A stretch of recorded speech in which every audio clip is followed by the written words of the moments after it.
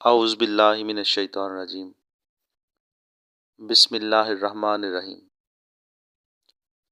Golden light 93 YouTube channel में तमाम सुनने वालों को अस्सलाम वालेकुम। आज 2023 की 1 जनवरी है।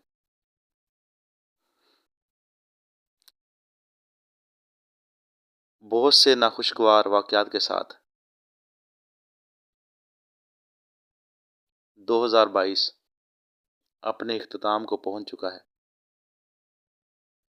दिन, महीने, साल, न जाने कितनी सदियों से वक्त का सफ़र इसी तरह जारी है।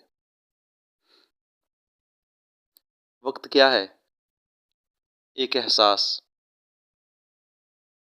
तगय्युर व तबद्दुल को नापने का एक पैमाना। ज़िंदगी हर लम्हा एक नए एहसास, एक नए तजर्बे से दो चार होती है, जिसमें गम और खुशी की कैफियत हर बार मुख्तलिफ होती हैं। गुज़रे साल में बहुत से लम्हे ऐसे गुज़रे हैं जिनकी याद सुहाने रूह है। अजीज़ तरीन हस्तियों की जुदाई अजाब होती है।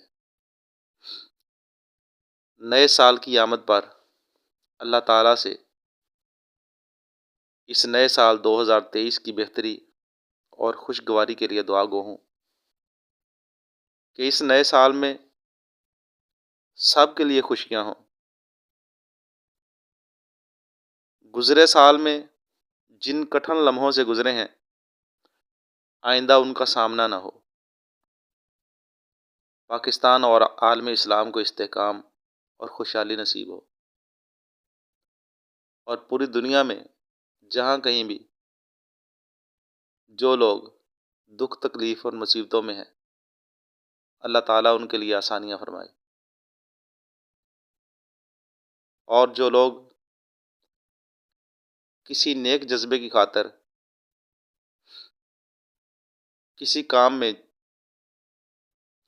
कोशिश कर रहे हैं, अल्लाह पाक उनको कामयाबियाँ नसीब फरमाए। आमीन।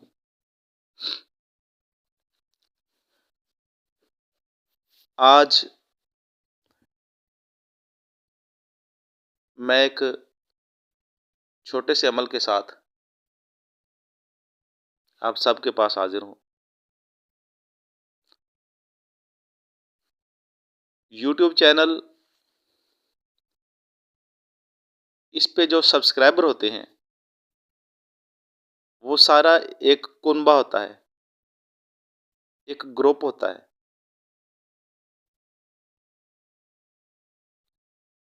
और इनको इकट्ठा करने का जो ज़रिया बनता है वो एक चैनल बनता है।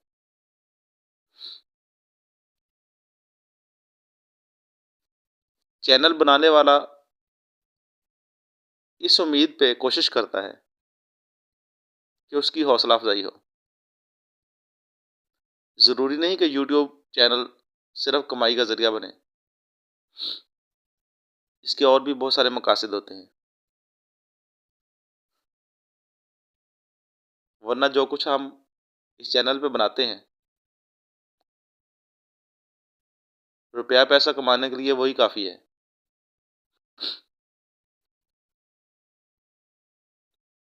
मेरी हर बंदे से यही ख्वाहिश होती है कि जो इस चैनल को देखे वो इस ग्रुप का हिस्सा ज़रूर बने,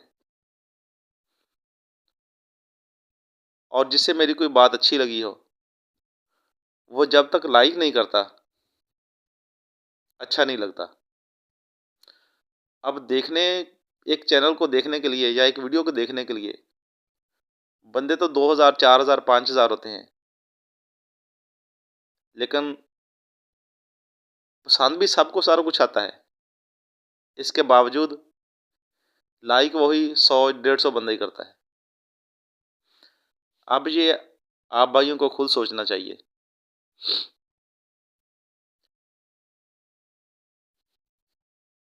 मैंने पहले एक वीडियो बनाई थी जिस्त को कायम करने के लिए। उसका अमल एक बार फिर आप सबको समझा देता हूँ। 1 पाव जस्त का बुरादा लें और उसमें आधा किलो सरसों का तेल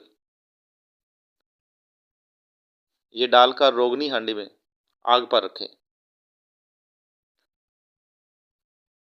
इसको पकने दें हल्की आंच पे, तेल के अंदर आग ना लगे, यहाँ तक कि सारा तेल खुश्क हो जाए। अगर मुकम्मल तौर पर खुश्क नहीं होता तो तारकोल की तरह आखिर में गाढ़ा सा मवाद रह जाएगा, जो ना जल्दी खुश्क होगा और ना उसे आग लगेगी, बिल्कुल स्याह कलर में। अब यहाँ पर आपने हांडी को नमक से भर लेना है उसी तरह, और बंद करके इसको आग दे देनी है।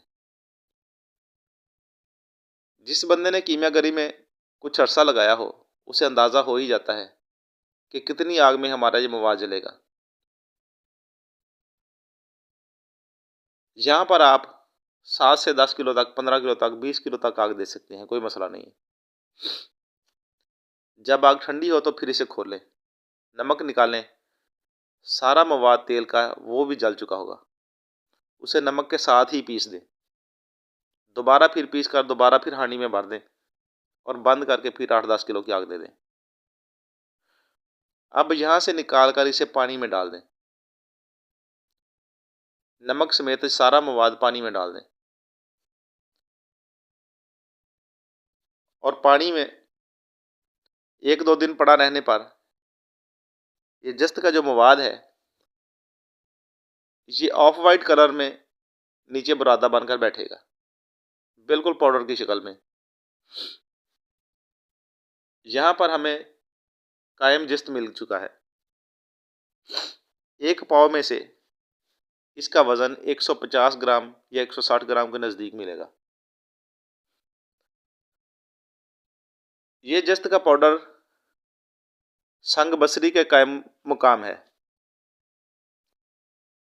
संग बसरी के बारे में सुना ज़रूर होगा, लेकिन शायद देखा किसी ने ना हो।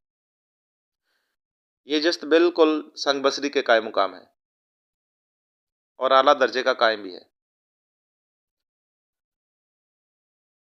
ये सारा अमल मुझे दोबारा बताने की ज़रूरत इसलिए पेश आई क्योंकि जिसने ना किया हो ना उसे समझ होती है, उसे नहीं पता होता कि इसका क्या नतीजा निकलेगा। व्हाट्सएप पे मुझे एक भाई ने ये सारी वीडियो जैसे मैंने बताई है उसने अपनी तरफ से वैसे मुझे करके दिखाई, लेकिन उसने किया नहीं था नुस्खा। अपनी तरफ से उसने मुझे धोखा देने की कोशिश की थी कि मैं कर चुका हूँ और मुझसे हुआ नहीं, यह नुस्खा होता नहीं।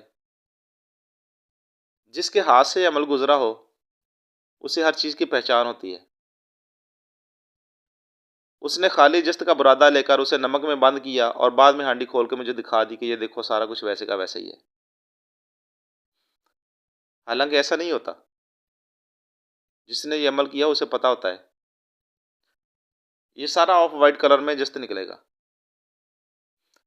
अब यहाँ पे इस जस्त की एक दाब बनती है। जहाँ तक मैंने बताया है, अगर किसी भाई ने करना हो तो यहाँ तक कर ले।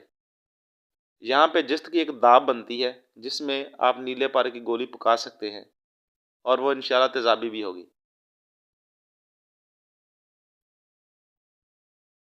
उस गोली बनाने के लिए जो दाब बनेगी उसकी वजाहत मैं इंशाल्लाह नेक्स्ट वीडियो में कर दूंगा। आप इस वीडियो को अच्छी तरह समझें, रिकॉर्डिंग को अच्छी तरह समझें और फिर जिस भाई ने बनाना हो वो बनाए। जो बना रहा है वो अच्छे तरीके से समझ कर फिर बनाए। इंशाल्लाह नेक्स्ट ऑडियो में मैं आपको इसकी वजाहत कर दूंगा कि इसकी दाब कैसे बनती है और इसमें गोली कैसे पकाई जा सकती है। अगर किसी भाई के जहन में इसके बारे में कोई सवाल जवाब हो तो वो पूछ सकता है। अस्सलामु अलैकुम वरहमतुल्लाहि वबरकातुहू।